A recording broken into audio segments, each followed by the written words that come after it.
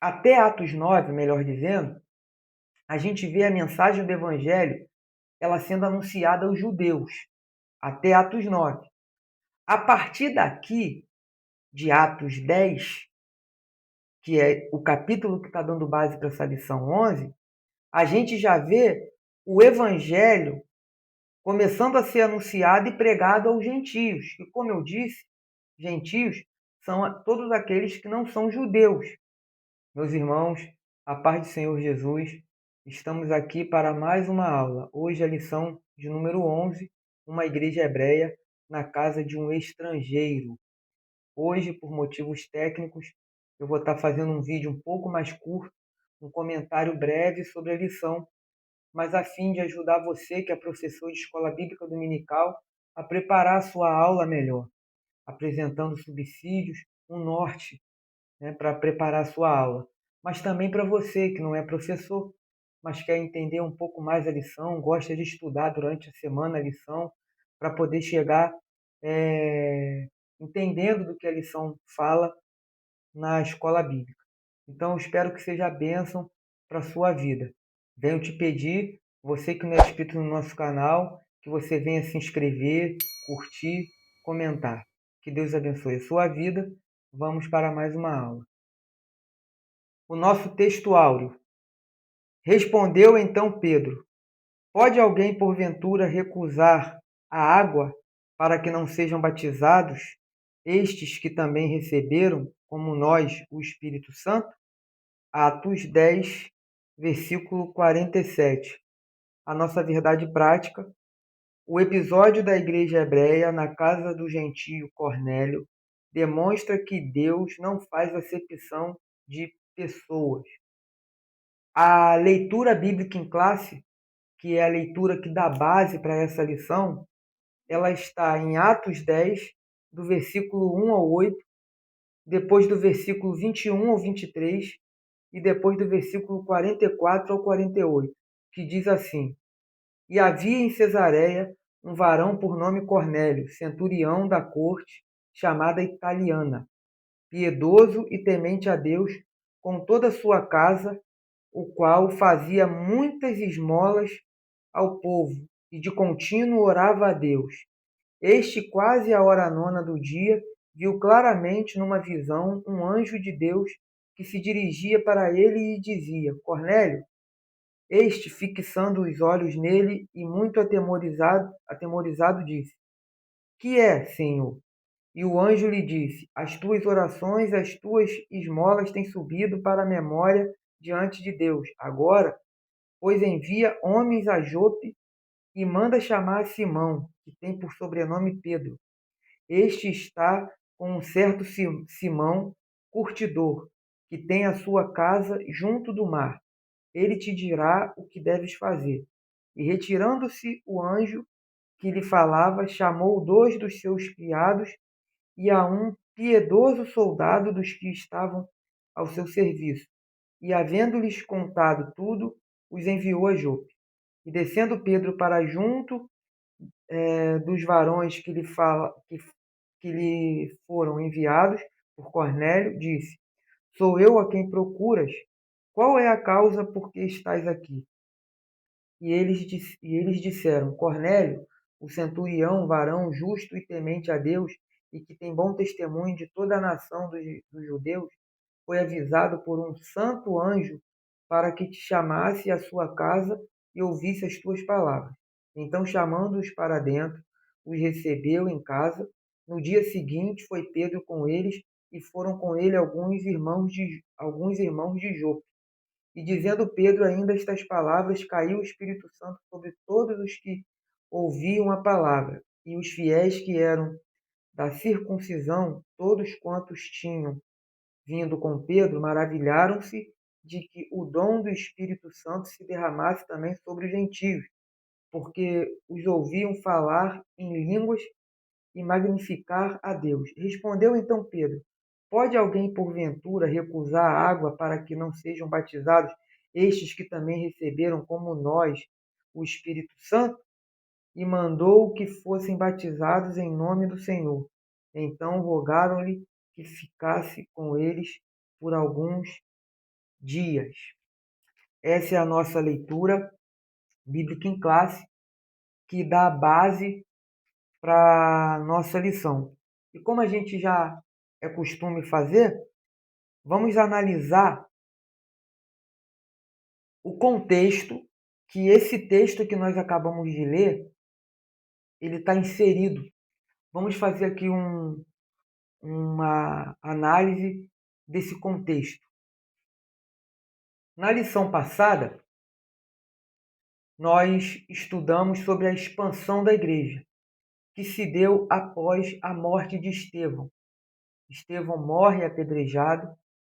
Logo em seguida da sua morte, se levanta uma perseguição mais generalizada agora com os cristãos, que, por conta disso, tiveram que se espalhar. E isso fez com que a igreja se expandisse, crescesse. Ainda em Atos 8, que isso acontece em Atos 8, né? A expansão da igreja, ainda em Atos 8, a gente também vê Filipe e o eunuco etíope, né? Aliás, Filipe, ele, depois da morte de Estevão, ele se tornou um grande evangelista. Quando a gente vai para o capítulo 9, a gente já vê a conversão de Saulo, que vai se tornar o bandeirante do cristianismo. A gente está falando de uma lição aqui que retrata a mensagem do evangelho alcançando os gentios. Quem são os gentios? Todos aqueles que não são judeus. E no capítulo 9, a gente vai ver a conversão daquele que Deus vai usar para ser o bandeirante do cristianismo, que vai pregar para os gentios, que é o apóstolo Paulo. Então, ainda no capítulo 9, a gente também vê, através de Pedro, Deus curando um homem paralítico chamado Enéas, Deus ressuscitando uma mulher chamada Tábita, que também quer dizer Dorcas, porque no versículo 9 de Atos, capítulo 9, perdão, de Atos, versículo 36 diz: discípula chamada Tábita, que traduzido se diz Dorcas. E através de Pedro, essa mulher que tinha morrido, ela vai voltar à vida, ela vai ressuscitar. Então, no capítulo 9, a gente, além de ver a conversão de Paulo, a gente vai ver a ressurreição a cura desse homem paralítico chamado Enéas e a ressurreição dessa mulher, uma discípula, né, chamada Dorcas, até entrarmos aqui no capítulo 10, que é o capítulo que dá base para essa lição. Então, eu fiz aqui rapidamente uma retrospectiva do capítulo 8 até chegarmos aqui, nesse capítulo 10. E agora, como sempre fazemos, vamos partir para alguns pontos importantes da lição. E o primeiro ponto, que nós vamos ver aqui de forma bem breve, é o que era um centurião. O centurião nada mais é do que um chefe de 100 homens, ou seja, um oficial que tinha 100 soldados subordinados a ele. Então, quando a Bíblia fala o centurião Cornélio, está falando de um homem que tem voz de comando, um homem que é um oficial, que tem sob o comando dele 100 homens, por isso que vem o nome centurião. Então, centurião significa isso. Isso é um ponto importante, para caso tenha alguém que não sabia disso. Se tem alguém que não sabia que centurião é um oficial que tem sobre seu comando 100 homens, comenta aqui embaixo se você descobriu isso agora. O Cornélio, ele era um homem importante. Através disso a gente consegue ver que ele era um homem importante. Então, prosseguindo aqui para um outro ponto importante da lição, que é o último que nós vamos abordar nesse breve comentário que estamos fazendo da lição, é que a salvação em Cristo Jesus não é restrita a um só povo. E esse é o cerne dessa lição, que a gente precisa ter em mente. Em Atos 9, até Atos 9, melhor dizendo, a gente vê a mensagem do Evangelho ela sendo anunciada aos judeus, até Atos 9. A partir daqui, de Atos 10, que é o capítulo que está dando base para essa lição 11, a gente já vê o Evangelho começando a ser anunciado e pregado aos gentios. E como eu disse, gentios são todos aqueles que não são judeus. É bem verdade que lá em Atos 8, Filipe prega em Samaria. Ok, mas a gente não pode esquecer que os ouvintes da mensagem em Samaria eram predominantemente judeus, eram homens judeus, homens e mulheres que eram judeus. Então, não era propriamente dita todas de gentios. Aqui em Atos 10, não. A gente já vai ver sendo o evangelho, a mensagem do evangelho, com os gentios. Aí aqui em Atos 11, porque a gente está falando, né, de Atos 10, esse episódio aqui na casa de Cornélio. No capítulo seguinte, em Atos 11, a gente já vai ver o evangelho sendo pregado para quem? Para os gregos. Os gregos aonde? Lá em Antioquia da Síria. Inclusive, é em Antioquia da Síria que os cristãos foram chamados de cristãos pela primeira vez. Se tem alguém assistindo esse vídeo e que não sabia dessa informação, também comente aqui embaixo. Foi lá em Antioquia da Síria, em Atos 11, versículo 26, que os cristãos foram chamados de cristãos pela primeira vez. Eu vou até ler aqui para os irmãos, ó. Peguei aqui minha Bíblia, Atos 11, versículo 26. Olha o que diz. E sucedeu que todo um ano se reuniram naquela igreja e ensinaram muita gente. Em Antioquia foram os discípulos pela primeira vez chamados cristãos. Por quê? Porque até então os cristãos eram chamados de discípulos. Esse nome cristãos foi aqui em Antioquia, depois que a igreja já tinha se expandido por conta da perseguição, que eles foram ser chamados de cristãos pela primeira vez. Então, a gente já vai ver a mensagem do evangelho alcançando os gregos. Então, olha isso. Olha como que o Senhor tem salvação para todos, independente da nacionalidade. Aí em Atos 13, a gente já vai ter o apóstolo Paulo já entrando em cena, o seu ministério missionário, como um bandeirante do cristianismo. O interessante é que no capítulo 10 a gente vê a mensagem do evangelho alcançando já os gentios. No capítulo anterior, a conversão daquele que Deus iria usar para pregar aos gentios. E no capítulo 13, em diante, a gente já vai ver o ministério do apóstolo Paulo entrando em cena. E aí a gente já vai ver o evangelho sendo pregado com força para os não-judeus. Então, olha como que a mensagem ela vai se espalhando. A mensagem de salvação. A mensagem do evangelho. Por quê? Porque a salvação que Deus tem para o homem abarca todas as nações. E isso me faz lembrar do quê? Da visão de Pedro. Pedro também teve uma visão. Aqui no capítulo 10 de Atos, a partir do versículo 9, olha o que diz. Capítulo 10 de Atos, a partir do versículo 9. E no dia seguinte, indo eles seu caminho, e estando já perto da cidade, subiu Pedro ao terraço para orar, quase a hora sexta. A hora sexta aqui é meio-dia. Era um horário que costumava os judeus orarem, né?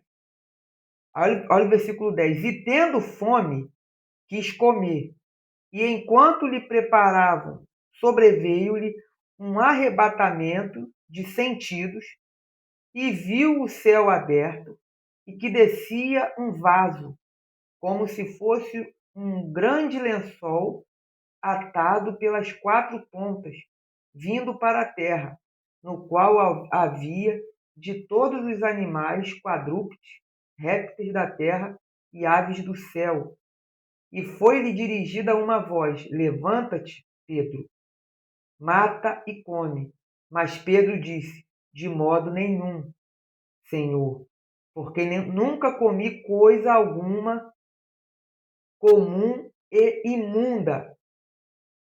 E segunda vez lhe disse a voz: Não faças tu comum ao que Deus purificou. E aconteceu isso por 3 vezes, e o vaso tornou a recolher-se no céu. Olha que interessante essa visão. De acordo com alguns estudiosos, os judeus eles consideravam os animais impuros, porque existiam os animais puros e impuros, porque eles poderiam ou não comer, estava na lei mosaica. E eles consideravam os animais impuros a imagem dos gentios, só para os irmãos entenderem o nível. O judeu ele tinha um não judeu, um gentio, como a escória da sociedade. O judeu considerava um gentio como um cão. Tanto que quando eles queriam ofender alguém, eles chamavam até de gentio. Eles tinham o gentio como cão, por vários motivos, inclusive pela questão de não ter a restrição alimentar que eles tinham. Só que nesta visão, neste arrebatamento que ele teve essa visão aqui, o Senhor mostrou para Pedro o seguinte, que agora todos os homens estavam no mesmo nível aos olhos de Deus. Não tem essa de judeu e gentio. Todos estão no mesmo nível diante de Deus. A diferença que existia, né, da carne pura e impura na lei mosaica, isso foi removido. Essa questão foi removida. Por quê? Porque era necessário para uma boa evangelização de quem? Dos povos. E também da unidade da igreja. Então, agora, com essa visão, o Senhor está mostrando para Pedro que, diante dos olhos de Deus, todos os homens, todos os povos, independente da sua nacionalidade, eles estão no mesmo nível diante de Deus. E a salvação é para eles também. Basta nos rendermos aos pés de Cristo e aceitarmos a sua mensagem. Então, o que fica de importante para essa lição para nós? Que a salvação que me alcançou, a salvação que alcançou os irmãos, também é para os outros. E o nosso papel enquanto igreja é evangelizar, é espalhar o nome de Jesus para que o reino de Deus continue ganhando novos membros, para que mais pessoas sejam alcançadas pelo evangelho, pela salvação que já nos alcançou. Então, essa lição, que tem como título Uma Igreja Hebreia na Casa de um Estrangeiro, ela retrata basicamente disso. De uma salvação que não tem fronteira. A salvação abarca a todos aqueles que querem se render a Cristo e viver uma nova vida diante do Senhor. Então, que esse breve resumo venha ter sido bênção para a sua vida, que possa vir te ajudar a entender melhor essa lição e preparar melhor essa lição, você que é professor de escola bíblica dominical. E mais uma vez venho lhe pedir que você se inscreva no nosso canal e que você curta. E também, como eu disse no início, por motivos técnicos, hoje foi um vídeo mais curto do que o habitual, mas que eu espero que tenha sido bênção do mesmo jeito para a sua vida. Que Deus lhe abençoe. Fique na paz do Senhor Jesus.